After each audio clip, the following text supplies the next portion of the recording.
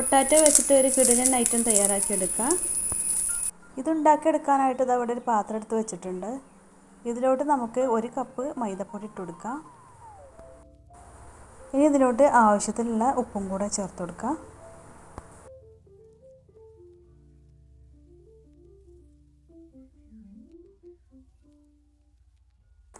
ഇനി നമുക്കിതിലോട്ട് ഒരു 1/2 ടീസ്പൂണ് കറുത്ത എള്ളും കൂടെ ചേർത്ത് കൊടുക്കാം.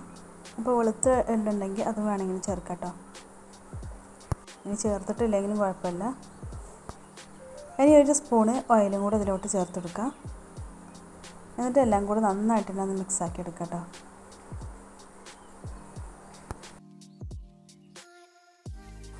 അപ്പോൾ ഇത് നന്നായിട്ട് തന്നെ മിക്സാക്കി എടുത്തിട്ടുണ്ട്.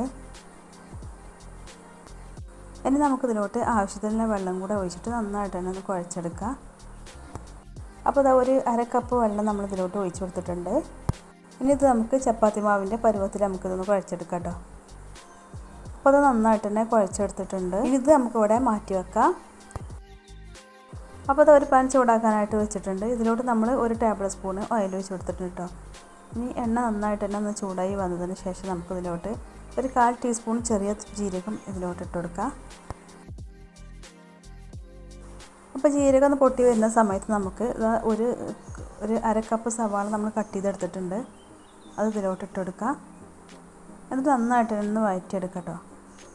നന്നായിട്ട് കളറ് മാറി വരുന്നവരെ വഴറ്റിയെടുക്കേണ്ട ആവശ്യമില്ല. ഇതൊന്ന് വാടി വന്നാൽ മതി.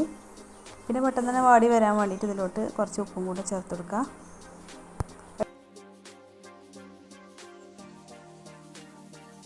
അപ്പോൾ കുറച്ച് ഉപ്പ് കൂടുതൽ ചേർത്തിട്ടുണ്ട് കേട്ടോ. നമ്മൾ ഇതിലോട്ട് ചേർത്തെടുക്കുന്ന മസാലക്കൊക്കെ ഉള്ളതും കൂടെ ചേർത്തിട്ടുണ്ട്. നന്നായിട്ട് തന്നെ ഒന്ന് വഴറ്റിയെടുക്കാം കേട്ടോ.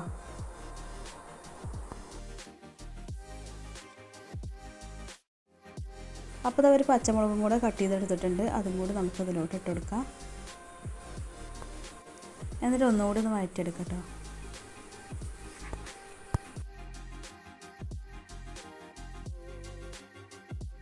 അപ്പോൾ സവാളൊക്കെ വാടി വന്നിട്ടുണ്ട്. ഇനി നമ്മൾ ഇതിലോട്ട് ഇട്ട് കൊടുക്കുന്നത് 2 പൊട്ടാറ്റോ നന്നായിട്ട് തന്നെ വേവിച്ചെടുത്തിട്ടുണ്ട് കേട്ടോ. വേവിച്ച് തൊലിക്കൊന്ന് കളഞ്ഞെടുത്തിട്ടുണ്ട്. എന്നിട്ട് നന്നായിട്ടൊന്ന് ഉടച്ചെടുത്തിട്ടുണ്ട് കേട്ടോ. എന്നിട്ട് നമുക്ക് ഇനി ഇതിലോട്ട് ഇട്ട് കൊടുത്തതിന് ശേഷം എല്ലാം കൂടി നന്നായിട്ട് തന്നെ ഒന്ന് യോജിപ്പിച്ചെടുക്കാം. യോജിപ്പിച്ചെടുത്തതിന് ശേഷം നമുക്ക് ഇതിലോട്ട് കുറച്ച് ഒരു 1/4 ടീസ്പൂൺ മഞ്ഞൾപ്പൊടി ചേർത്ത് കൊടുക്കാം.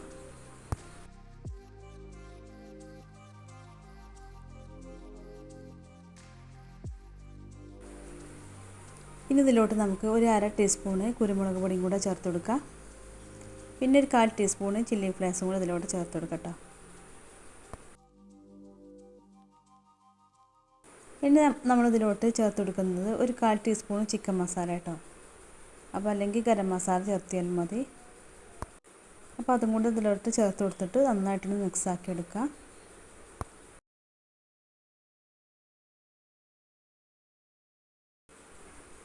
അപ്പോൾ അത് നന്നായിട്ട് തന്നെ മിക്സാക്കി എടുത്തിട്ടുണ്ട്. കുറച്ച് കറിവേപ്പില ചെറുതായിട്ടൊന്ന് കട്ട് ചെയ്തെടുത്തിട്ടുണ്ട്. അതും കൂടി നമുക്കിതിലോട്ട് ചേർത്ത് കൊടുക്കാം.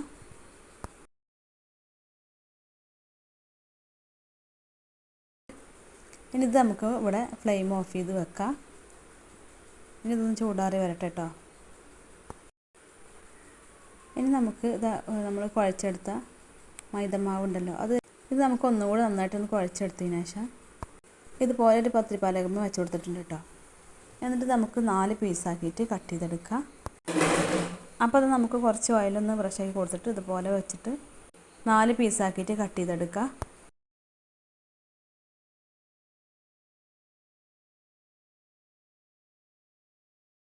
അപ്പോൾ ഇതാ ചപ്പാത്തിക്കൊക്കെ എടുക്കുന്ന ഓരോ ബോൾസിൽ അത്ര വലുപ്പത്തിലുള്ള ഓരോ ബോൾസാക്കി എടുത്തിട്ടുണ്ട് കേട്ടോ. ഒരേ വലുപ്പത്തിലുള്ള 4 ബോൾസാക്കി എടുത്തിട്ടുണ്ട്. ഇനി നമുക്ക് പത്തിരിപ്പാലകമ്മ കുറച്ച് പൊടി ഇട്ട് കൊടുത്തിട്ട് ഓരോന്നും ചപ്പാത്തി മാവിൻ്റെ വലുപ്പത്തിലൊന്ന് പരത്തിയെടുക്കാം. അപ്പോൾ ഇത് പരത്തിയെടുത്തിട്ടുണ്ട് കേട്ടോ. ഇനി നമുക്ക് ബാക്കിയുള്ള ഇതുപോലെ പരത്തിയെടുക്കാം. അപ്പോൾ നല്ലത് ഇതുപോലെ പരത്തിയെടുത്തിട്ടുണ്ട് കേട്ടോ. അപ്പോൾ അത് ഒരു ചപ്പാത്തി എടുത്തിട്ടുണ്ട്. എന്നിട്ട് ഇതിൻ്റെ മുകളിലായിട്ട് നമുക്ക് കുറച്ച് ഓയിലൊന്ന് ബ്രഷാക്കി കൊടുക്കാം.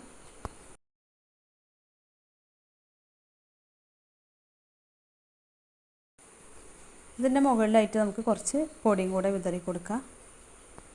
എന്നിട്ട് ഇതിൻ്റെ മുകളിലായിട്ട് ഒരു ചപ്പാത്തിയും കൂടെ ഇതുപോലെ ഒന്ന് വെച്ചെടുക്കുക. എന്നിട്ട് നമ്മൾ ഉണ്ടാക്കിയെടുത്ത ഫില്ലിംഗ് ഉണ്ടല്ലോ അത് ഇതേപോലെ ഓരോ റൗണ്ട് ഉണ്ടാക്കി വെച്ചിട്ടുണ്ടല്ലോ, ഓരോ റൗണ്ടിൽ ഇതുപോലെ വെച്ചെടുക്കുക കേട്ടോ. എന്നിട്ട് അതിൻ്റെ മുകളിലായിട്ട് ഇതുപോലെ ഒരു ചപ്പാത്തിയും കൂടെ വെച്ചെടുക്കുക. എന്നിട്ട് ഇതിൻ്റെ മുകളിലായിട്ട് കുറച്ച് ഓയിലൊന്ന് ബ്രഷാക്കി കൊടുക്കുക കേട്ടോ. എന്നിട്ട് വീണ്ടും അതിൻ്റെ മുകളിലായിട്ട് ഒരു ചപ്പാത്തിയും കൂടെ വെച്ചെടുക്കുക. എന്നിട്ട് ഇതുപോലെ ഓരോ ഷേപ്പ് ഇങ്ങനെ ആക്കി കൊടുത്തതിന് ശേഷം ഇതുപോലെ എന്തെങ്കിലും പാത്രം കൊണ്ട് ഇതുപോലെ ഒന്ന് കട്ട് ചെയ്തെടുക്കുക കേട്ടോ.